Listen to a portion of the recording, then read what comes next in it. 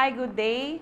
I'm Sandy Montano. I'm the founder of Cheers Wellness Integrative Center, and I'm also the first independent business owner of AproZone Philippines. Okay, so we are opening our 2 branches and we are welcoming everybody.